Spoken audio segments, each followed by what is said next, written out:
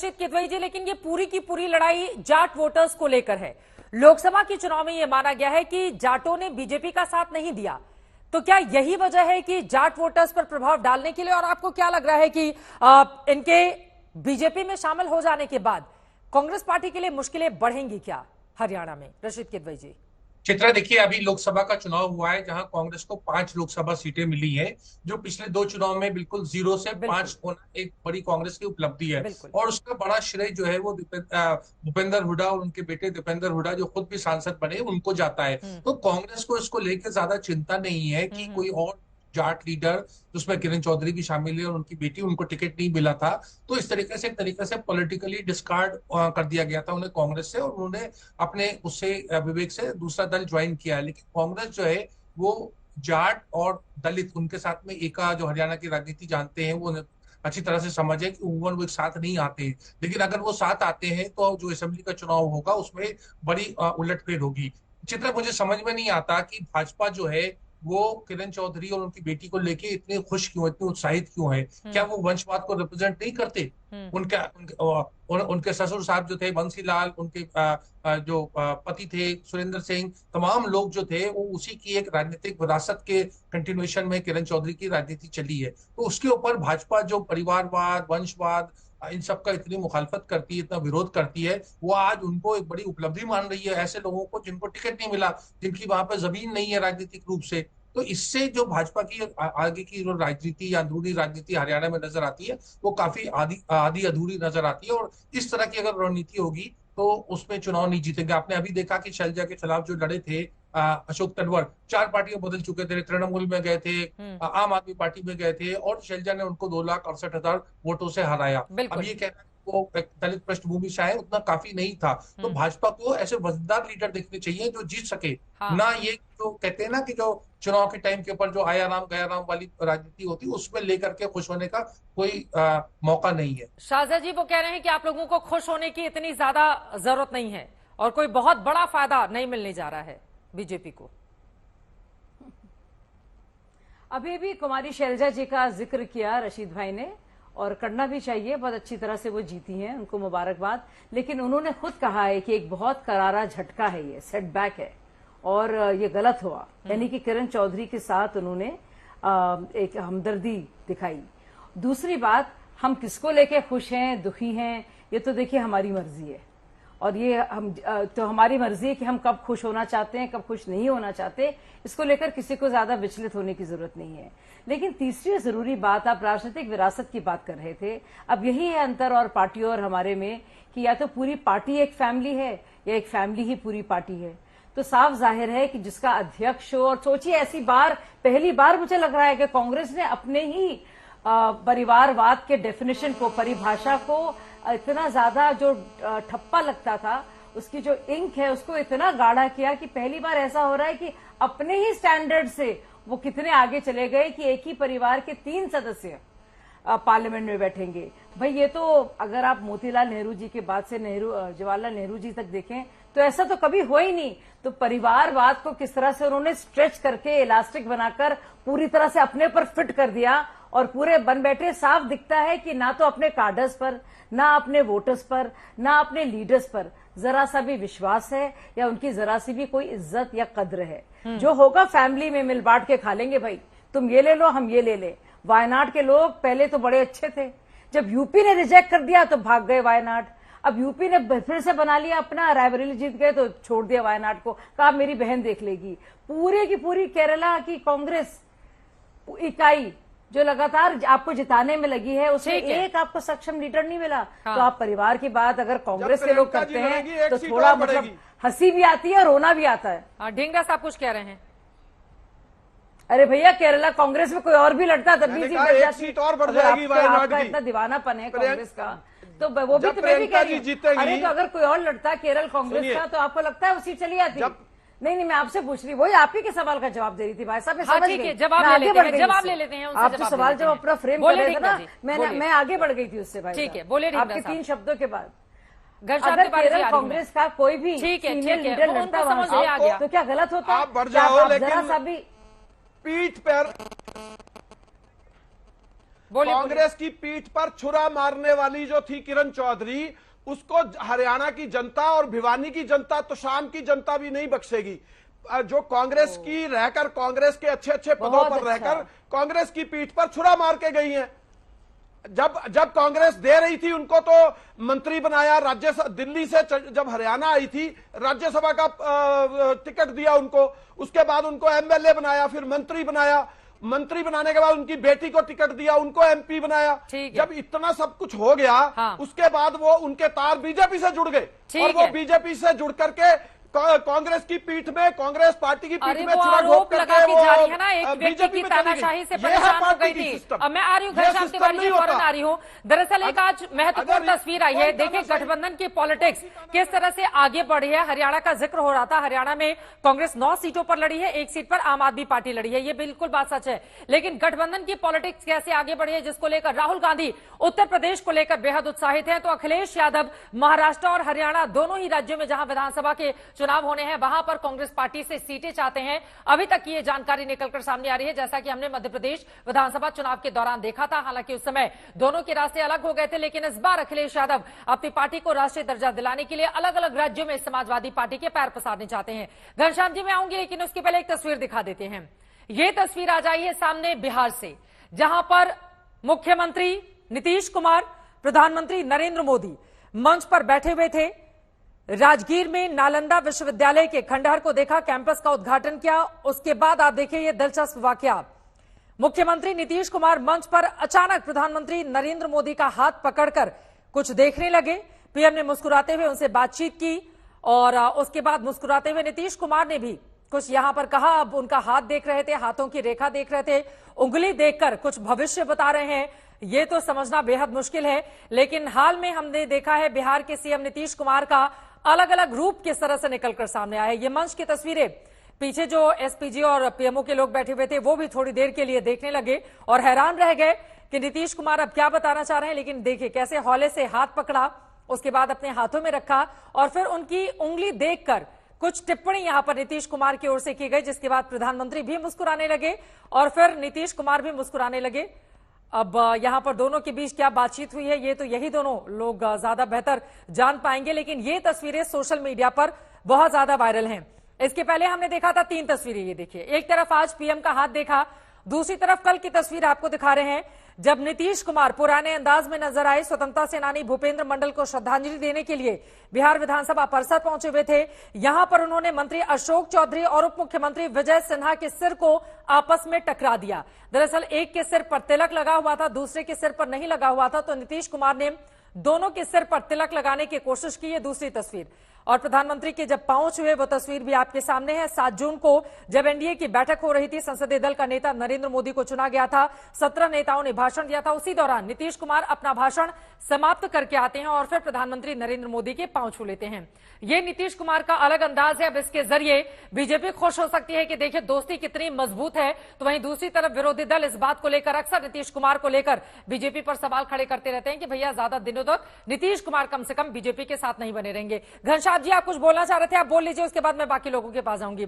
देखिए नीतीश कुमार ये बताना चाहते हैं कि फेविकोल का मजबूत जोड़ है, ये कभी टूटेगा नहीं, और अलग अलग तस्वीरों के जरिए भी ये बातें निकलकर सामने आई हैं। घनश्याम जी देखिए, अगर फेविकॉल कंपनी नीतीश कुमार जी को अपना ब्रांड एम्बेसडर बना ले तो उसका सेल घट जाएगा, मैं कह सकता हूं। लेकिन जिस तरह की तस्वीरें आप दिखा रही हैं, इस तरह की तस्वीरें जब सामने आती हैं तो अक्सर नीतीश जी के स्वास्थ्य को लेकर के मीडिया में भी कयास लगाए जाते हैं। मैंने उनके साथ 6 साल काम किया है, बड़ा सम्मान करता हूं। उससे चिंता भी होती है क्योंकि वो इस तरह के नेता नहीं है, वो इस तरह के नेता नहीं है जो इस तरह की तस्वीरों में दिखाई देते हैं। वो बहुत सम्मानित नेता हैं और अपनी दूरी, अपना संयम और अपना कद हमेशा बनाकर चलते हैं। मैं जो मुख्य बातें कह रहा था, भारतीय जनता पार्टी के 4 चतुर्भुज हैं जो चारों फेल कर रहे हैं। पहला चतुर्भुज है मोदी जी का नेतृत्व, जो कि बिल्कुल फेल कर गया क्योंकि मोदी जी को देश के युवाओं से, किसानों से, बेटियों से, रोजमर्रा के मुद्दों से कोई लेना देना नहीं है। ये चुनाव में पता चल गया, चुनाव के बाद भी पता चल रहा है। दूसरा जो चतुर्भुज है वो है इनका तोड़ मोड़ का राजनीति, जो आप हरियाणा में भी देख रहे हैं। देश की जनता ने इसे रिजेक्ट कर दिया है। देश की जनता जानती है कि चंदालो धंधालो वाली पार्टी, 13,000 करोड़ जमा करने वाली पार्टी, इसी माध्यम से तोड़फोड़ करती है और ये इससे जनता के मुद्दे सॉल्व नहीं होते। तीसरा जो इनका चतुर्भुज है वो है हर तरीके से मीडिया और पार्लियामेंट को दबाओ। इस बार अखिलेश यादव जी के करिश्माई नेतृत्व और उनके शानदार व्यक्तित्व के चलते, उनके युवाओं से कनेक्ट के चलते, किसानों से कनेक्ट के चलते, जिस तरीके से समाजवादी पार्टी संसद में मजबूती से खड़ी रहेगी और इंडिया अलायंस के तमाम दल खड़े रहेंगे, संसद की आवाज दबाई नहीं जाएगी। और मुझे लगता है कि जब संसद की आवाज नहीं दबती तो पूरे देश में चाहे मीडिया हो, सिविल सोसाइटी हो, आम नागरिक हो, उसकी आवाज दबाई नहीं जा सकती। तो यहां पर भारतीय जनता पार्टी फेल करेगी। और चौथा इनका जो चतुर्भुज है वो ये है कि लोगों को गुमराह करो।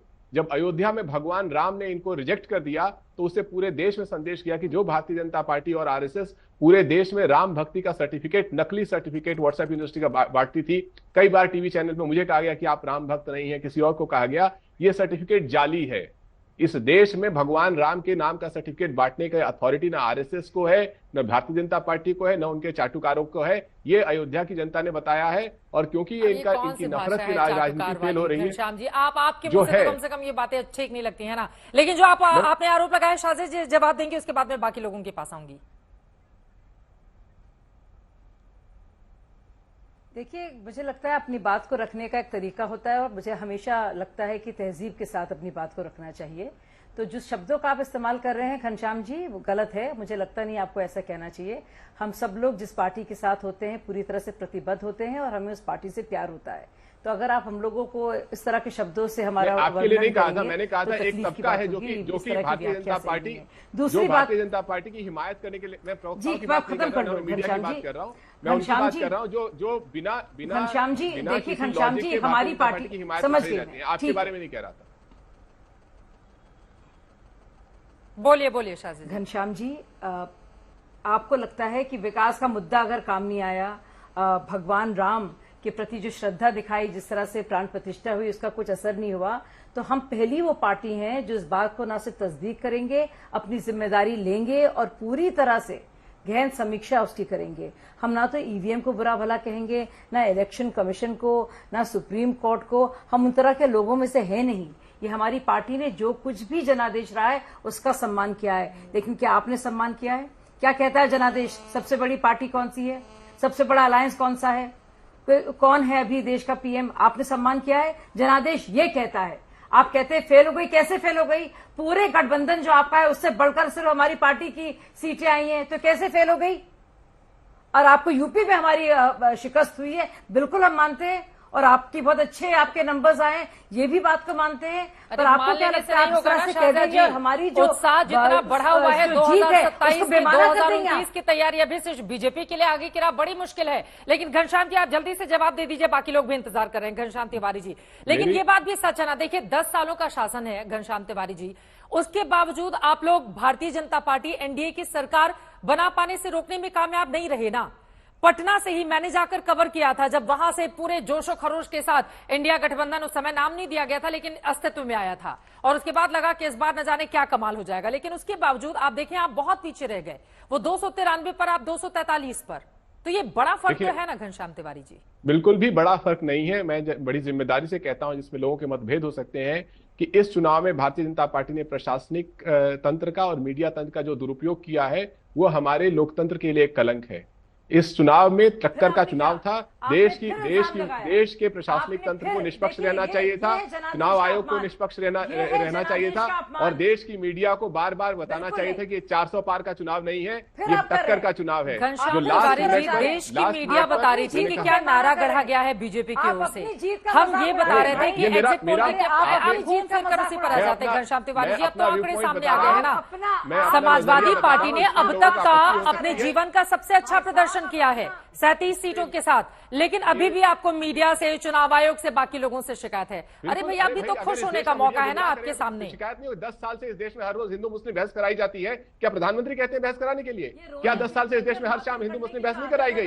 देश में जो नफरत का घोल देश की प्रधानमंत्री ने, देश की सरकार ने, देश के तंत्र ने और खासकर मीडिया तंत्र ने घोला है, इसके लिए तो इतिहास कभी नहीं माफ करेगा। इसमें हमारे मतभेद हो सकते हैं, लेकिन ये फैक्ट है कि इस देश में मीडिया का दुरुपयोग सरकार ने करवाया है।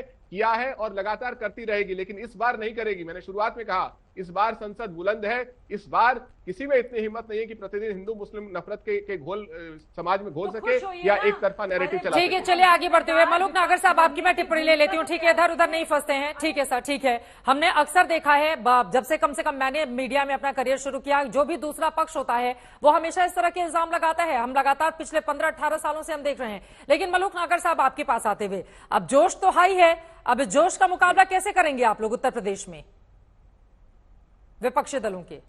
चित्रा जी, पहले तो मैं एक बात कह रहा हूं, जो हमारे साथी हैं, जो तिवारी जी, वो मीडिया पे आरोप लगा रहे हैं सीधा सीधा। आपने एक प्रश्न किया था, बड़ी अच्छी बात बोली थी घनश्याम तिवारी जी के पार्टी के बारे में। मेरा बड़ा अच्छा है तिवारी जी से कि क्या हरियाणा और दूसरे प्रदेशों में समाजवादी पार्टी के नेता जो पैर फैला रहे हैं और अपने आप को राष्ट्रीय पार्टी कर रहे हैं, हाँ। तो क्या ये डिमांड रखेंगे जो इन्होंने जिंदा कर दिया कांग्रेस को उत्तर प्रदेश में, या कांग्रेस फिर इनके साथ वही करेगी मध्य प्रदेश की तरह, हटाओ अखिलेश पखलेश? बोलिए घनश्याम तिवारी जी, 2 लाइन में जल्दी से आप बता दीजिए। और ये उत्तर प्रदेश के भी 10 विधानसभा सीटों पर जो उपचुनाव होने जा रहे हैं, उसमें भी 3-4 सीटें कांग्रेस पार्टी चाहती है, तो मिल जाएगा ना इस बार? तो दिक्कत नहीं रहने वाली है उसके लिए, वो मान के चलिए। इंडिया अलायंस बहुत मजबूत है और अखिलेश यादव जी का नेतृत्व बहुत ही जोरदार है, उत्तर प्रदेश में भी और देश में भी। हमने जो भी अलायंस की तरफ से फैसले लिए हैं वो पारदर्शी ढंग से लिए हैं, हर सवालों का जवाब दिया है, प्रेस कॉन्फ्रेंस किया है। ये नहीं कि चुनाव में जब अल्पमत हो जाएं तो जाकर के एनडीए की पहली बैठक हो रही है। ठीक है, ये सिर्फ एनडीए करता है। हम हर निर्णय पारदर्शी ढंग से लेंगे और अखिलेश जी प्रेस से स्वयं बात करते हैं, राहुल जी भी प्रेस से बात करते हैं, तो मुझे लगता है कि इसमें कहीं कोई कंफ्यूजन की जगह नहीं है। प्रतीक सोम जी बहुत देर से नहीं बोले हैं। प्रतीक सोम जी आपके पास आते हुए फिर वही बात, जेजेपी जब किसी के साथ जुड़ जाती है तब तो 1 और 1 मिलकर 11 हो जाते हैं, लेकिन अलग अलग रहती है तो फिर आप लोगों की स्थिति केवल वोट कटवा वाली बन जाती है। प्रतीक सोम जी, जो विपक्षी दल आरोप लगाते हैं आपके ऊपर, तो कहां रहेगी अब हरियाणा विधानसभा चुनाव में? इस तरफ उस तरफ कहां जाएंगे आप लोग? देखिए, जेजेपी के पास कम से कम रीढ़ थी कि वो 10 की 10 सीटों पर लड़ी, और आज ये जो कांग्रेस के प्रवक्ता चीजें बोल रहे हैं, मैं इनको एक्सपोज करना चाहता हूं, 2 मिनट दीजिएगा। किरण चौधरी जी के ऊपर ये आरोप ये लगा रहे हैं कि अजय माकन को राज्यसभा का चुनाव हरवाया। इस बात को लगभग 1 साल हो गया। 1 साल से इन्होंने किरण चौधरी को निष्कासित क्यों नहीं किया? उसके बाद वो सोनिया गांधी जी से भी मिलकर आई, तो क्या भूपेंद्र हुड्डा को यही नहीं पता कि किरण चौधरी जी उनकी सेंट्रल लीडरशिप के पास जा रही है? जो गठबंधन की आप बात कर रहे हैं, 9 सीटों पे कांग्रेस लड़ी, 1 सीट पे आम आदमी पार्टी लड़ी। चित्रा जी, चुनाव के 1 हफ्ते के अंदर आम आदमी पार्टी ने प्रेस कॉन्फ्रेंस करी कि अब हम स्टेट इलेक्शन में अलग अलग लड़ेंगे। अगर ये गठबंधन है तो ये हरियाणा के लोगों को पागल बना रहे हैं। ये गठबंधन जो